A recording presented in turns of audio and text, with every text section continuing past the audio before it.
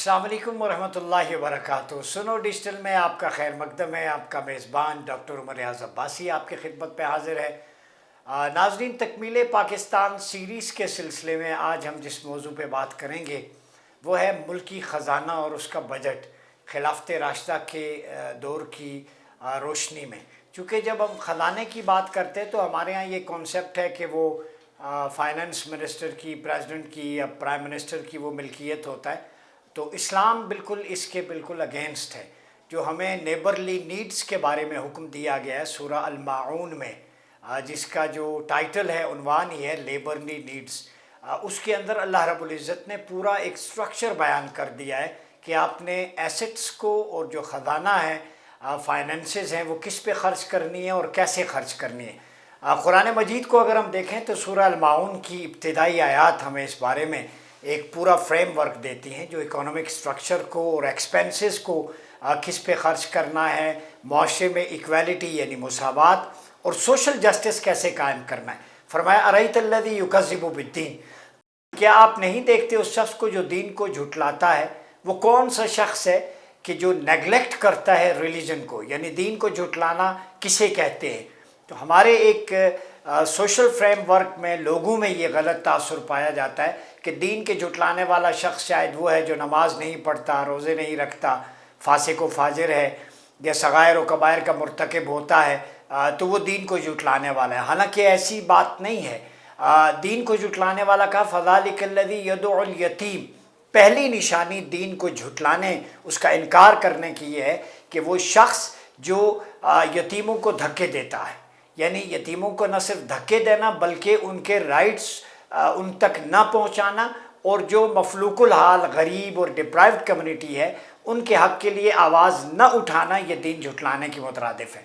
वला यहुद्दु अला तामिल मिस्कीन, दूसरी निशानी जो बयान की गई है कि वो गरीबों और मिस्कीनों को खाना खिलाने की रग़बत नहीं दिलाता, यानी ना खुद उनको खाना खिलाता है, ना हेड ऑफ़ स्टेट के तहत जो राइट्स हैं, बेसिक नेसेसिटीज़ ऑफ लाइफ, उन तक नहीं पहुंचाता। हमारा पाकिस्तान का आइन जो कॉन्स्टिट्यूशन है उसका आर्टिकल 38 में है कि state should responsible for socio and economic wellbeing of the people such eight food, shelter, education and health facilities.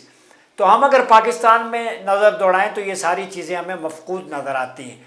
तो दीन झुटलाने वाले वो लोग हैं कि जो तसव्वुर मईशत और दौलत को चंद हाथों में मुक़य्यद किए हुए हैं, जिसको स्टेटस को या इसराफिया कहा जाता है। उनकी अपनी तर्ज़ ज़िंदगी शाहाना होती है, उनके बच्चों की तालीम बड़े स्कूलों, यूनिवर्सिटी, कॉलेजेस में होती है। वो पाकिस्तान के टैक्स पेयर के पैसे से दौलत जमा करके बैरून मुल्क इन्वेस्ट करते हैं, यानी उनके लिए कारोबार करने के लिए मौजू जगह तो पाकिस्तान है, मगर रहने के लिए, सैर सपाटे के लिए, अपने इलाज के लिए, वो इलाज अपना स्टंट भी डलवाना हो, खांसी ज़ुकाम भी हो तो फ़ौरन में यूरोप में, अमेरिका में इलाज के लिए जाते हैं। ये दोहरा मयार है। ऐसे लोग पब्लिक रिप्रेजेंटेटिव नहीं होते और ना ही इस्लाम में आप सल्लल्लाहु अलैहि वसल्लम के दौर में या खिलाफत राशिदा मॉडल में ऐसी कोई चीज़ मिलती है कि आप पाकिस्तान को एक बिज़नेस के लिए अच्छी अपॉर्चुनिटी समझें, सियासत बराए कारोबार बनाएं, लेकिन एक हॉस्पिटल ऐसा नहीं बना सके जिसमें अपना इलाज करवा सके। इट मीन्स कि कोई एक स्कूल, कॉलेज, यूनिवर्सिटी ऐसी नहीं है कि जिसमें आप अपने बच्चों को तालीम दे सके। जहाँ 22-25 करोड़ के बच्चे पढ़ रहे हैं, वो स्कूल इस काबिल नहीं कि ये उमरा और ये स्टेटस को और ये हुकूमतों के बच्चे उसमें तालीम हासिल करें। इसका मतलब है आपकी प्रायोरिटीज़ हैं कि इस मुल्क को लूटना है, आवाम को शऊर की तालीम नहीं दिलानी और ख़ुद उनको जाहिल ही रखना है ताकि उनकी एम्पायर जो है वो वसी तर होती जाए। जमहूरी मुल्कों में जो शाहाना ठाट बाट है वो हम देखते हैं कि बादशाह हो या सदर हो या प्राइम मिनिस्टर हो, उसके करो फर में कोई फ़र्क नहीं होता। सैकड़ों एकड़ ज़मीन पर फैले हुए आप देखें governor house, president house, prime minister house, ये किसी शाही महल्लात से कमतर नहीं है। उनके पहरेदार देखें, कड़ी निगरानी होती है, नकलो हरकत पे सरकारी ख़जाने से पैसा खर्च होता है। 20 फुट लंबी कारें, हवाई जहाज़ उनके लिए हर वक्त तैयार होते हैं और उनके एयर टिकट सारे मुल्की ख़जाने से जाते हैं। फिर ये जमहूरी मुल्क के अंदर ये सारा शाहाना तर्ज़ हुकूमत, यही तो हम इसीलिए कहते हैं कि खिलाफत नागुज़ीर है, क्योंकि खिलाफत में खलीफा का बोरिया बिस्तर वही होता है जो एक आम आदमी का होता है। खिलाफत में खलीफा की वही डाइट होती है जो आम आदमी की होती है। خلیفہ کی وہی سیلری ہوتی ہے جو عام آدمی ہوتی ہے، اس کا رہن سہن، طرز حکمرانی، اوڑھنا بچھونا وہ پبلک جیسا ہوتا ہے۔ پھر بازار میں گزرتے ہوئے وہ کھڑے کھڑے فیصلہ بھی سنا دیتا ہے، اپنے آپ کو قاضی کی عدالت میں بھی پیش کر دیتا ہے۔ پھر زنا کا مقدمہ ہو، بیٹے کی گواہی بھی قبول نہیں کی جاتی، خلیفہ کے خلاف فیصلہ آتا ہے۔ پھر جمعے پہ اگر وہ خطاب کرتا ہے تو اس سے پوچھا جاتا ہے کہ آپ کی زائد قمیض کہاں سے آئی، تو وہ کہتا ہے بیٹے نے دی ہے، وہاں پہ بھی اس کو جسٹیفیکیشن دینی پڑتی ہے۔ یہ احتساب کا نظام تو ہمارے ملک میں قومی خزانہ جو ہے وہ حکومتوں کی، وزیر اعظم کی، صدر کی، منسٹرز کی جو ہے وہ ثوابدید پہ ہوتا ہے، وہ اپنے خاندانوں میں، اپنے اہلکاروں میں تقسیم کرتے ہیں، اور وہ ان کے ہرکارے پولیٹیکل پارٹیز میں جو ان کے لیے ماحول بناتے ہیں، سازگار بناتے ہیں، پپٹس ہوتے ہیں، نیچے تک ٹھیکے لینا، اس میں کرپشن، پھر ہر گاؤں محلے کی سطح پر نعرے لگانے والوں کے لیے، خوشنما ترغیبات دلانے والوں کے لیے ایک فوج ظفر موج ہے، پوری ایک سائنس ہے، اس کو میں نے اسٹڈی کیا ہے، ٹھیک ہے۔ یہ خزانے پر ہاتھ صاف کرتے ہیں، اور یہ ملوکیت سے بھی بدتر حکمرانی ہے، اس میں پارٹیاں گلچھرے اڑاتی ہیں۔ اب بیت المال اور امراء کی جو دسترس ہے، اسلام یہ تصور پیش کرتا ہے کہ قومی خزانہ امیر کے پاس ایک قومی امانت ہے، وہ ٹرسٹ ور، اس میں ناجائز ٹیکس اور غصب و مظالم سے کوئی آمدنی جمع نہیں کی جا سکتی۔ ابھی ریسنٹلی میں آپ کو شاید دکھا پاؤں ایک بڑی امپورٹنٹ چیز جو کہ میں ساتھ لایا ہوں، یہ ایک بجلی کا بل ہے، غالباً یہ اس مہینے کا ہے، اس میں 408 یونٹ صرف ہوئے ہیں، جو اسلام میں ناجائز ٹیکس حرام ہے، یہ میں بتا دوں۔ اور اس میں جو ہے وہ 408 جو آئسکو کے واجبات ہیں، اسلام آباد الیکٹرک سپلائی کے، اس کی قیمت 16,874 ہے۔ یہ کہہ رہے تھے 200 یونٹ سے 500 تک ریلیف دیں گے، اب ریلیف میں بتاتا ہوں انہوں نے کتنی واردات کی ہے۔ 400 کرایہ سروسز ہیں، فکس چارجز ہیں جو میٹر کے، جو 230 روپے تھے وہ 170 پر ہیڈ بڑھا دیے ہیں انہوں نے، 170 کو کروڑوں سے ضرب دیں، اربوں روپے کا ڈاکہ انہوں نے اس پہ ڈالا ہے۔ پھر فیول پرائس ایڈجسٹمنٹ 940 روپے، ایف سی سرچارج 1317 روپے، پھر سوہانی ٹیرف ایڈجسٹمنٹ یہ 377 روپے، یہ پتہ نہیں کون سا ہے، یہ ٹوٹل 2000 روپیہ صرف ٹیکسز، آئی ایس کو کے ٹیکسز ہیں۔ اب آگے دیکھیں، ٹیلی ویژن فیس 35 روپیز، چاہے وہ مسجد ہے، مدرسہ ہے، جہاں بھی ہے وہ لیتے ہیں۔ آپ کا پی ٹی وی وہ پورے عوام کے ٹیکس پیئر سے چلتا ہے، لیکن وہاں پہ جو پالیسیز ہوتی ہیں حکمرانوں کی، اشتہارات اور ساری کارگزاری دکھائی جاتی ہے، باقی کوئی پارٹیسپیشن قوم کی نہیں ہے۔ جنرل سیلز ٹیکس اس کے علاوہ ہے 3415 روپے، اور پھر sales tax fuel price adjustment الگ ہے، وہ 169، یہ 3619 روپے یہ بنے۔ ٹوٹل بل جناب ہے 23,000، اس میں سے تقریباً 6,000 روپے ٹیکسز ہیں، 6,000 روپے ٹیکسز۔ اب 17,000 روپے باقی بل ہے جو انہوں نے کہا تھا ریلیف دیں گے، اس میں سے 1% ریلیف نہیں ہے۔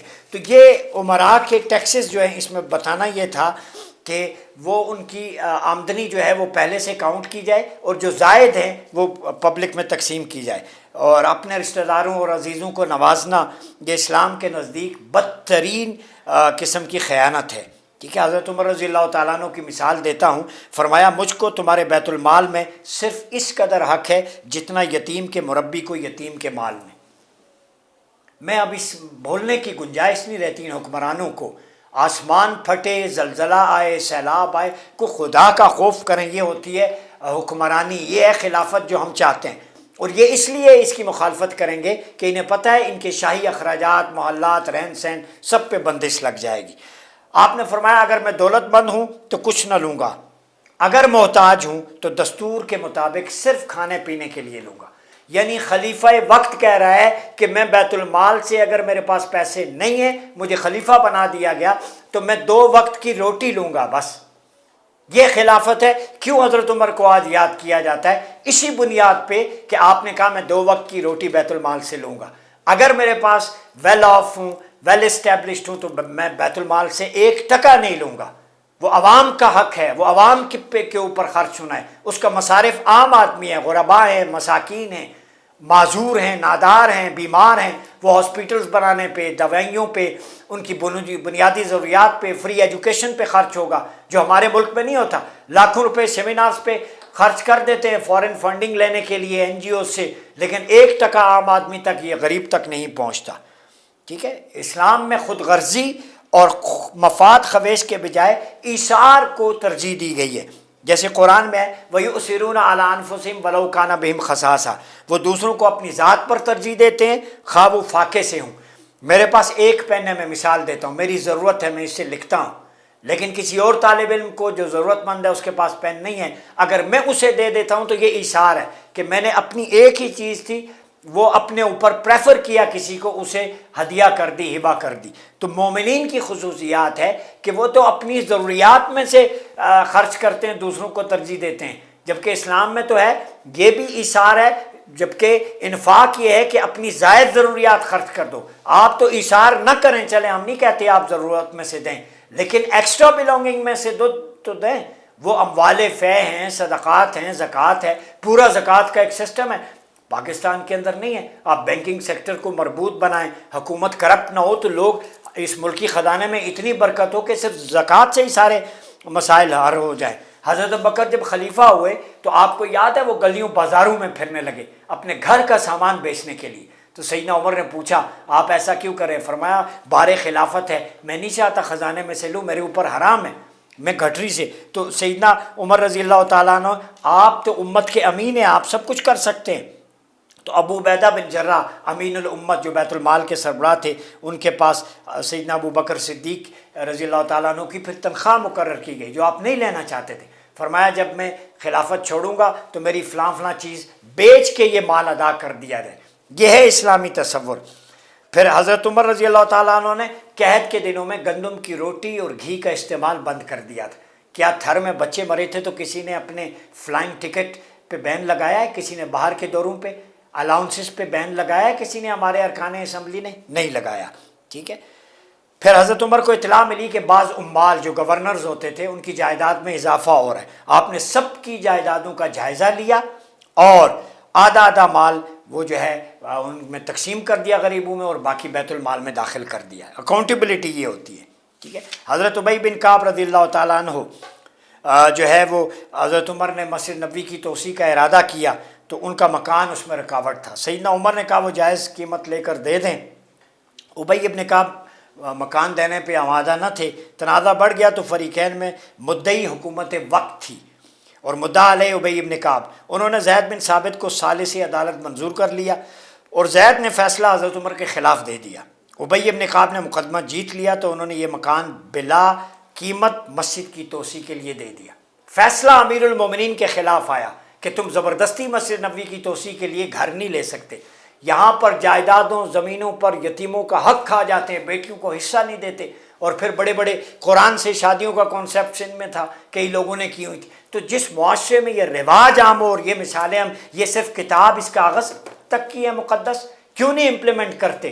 خلافہ اسی لیے ہم کہتے ہیں ضروری ہے، ناگزیر ہے کہ اس میں عام آدمی اور خلیفہ کے درمیان کوئی فرق نہیں ہوتا. ٹھیک ہے. پھر نظام کفالت میں حضرت عمر رضی اللہ تعالیٰ عنہ نے فرمایا کہ میں زندہ رہا تو سرو اور حمیر کے چرواہے کو بھی اس میں سے حصہ ملے گا. اور میں بڑی امپورٹنٹ چیز بتاؤں کہ جو بچے پیدا ہوتے ان کے پینے کے لیے جو دودھ ہوتا وہ سیدنا عمر رضی اللہ تعالیٰ عنہ نے منتھلی بیت المال سے متعین فرمایا تھا ہر شیر خوار بچے کے لیے. یہ پالیسی، یہ اکونومک سٹرکچر ہے یہ بیت المال کا کہ وہاں پہ زائد آمدنی اپنی ذات پہ خرچ نہیں ہوتی تھی، وہ عوام پہ خرچ ہوتی تھی. تو یہ ماڈل تکمیل پاکستان لانی چاہتی ہے کہ اسے کتابوں سے نکال کر آپ کے ذہنوں تک ڈالیں، آپ اس کو سمجھیں، سنیں اور واہ واہ یا سبحان اللہ ماشاء اللہ نہ کریں. پریکٹیکلی آپ سٹرگل کریں، اپنی شعور پر دستک دیں، بیداری کریں. اور تکمیل پاکستان کا مقصد یہی ہے کہ آپ کے شعور کو بیدار کرنا اور اس معاشرے میں وہ خلافت کا مساوات کا نظام لے کے آنا جس میں یہ بڑی بڑی بلڈنگز میں بیٹھنے والوں کا طرز زندگی اور عام آدمی کا طرز زندگی، اس میں فرق کو مٹانا ہے.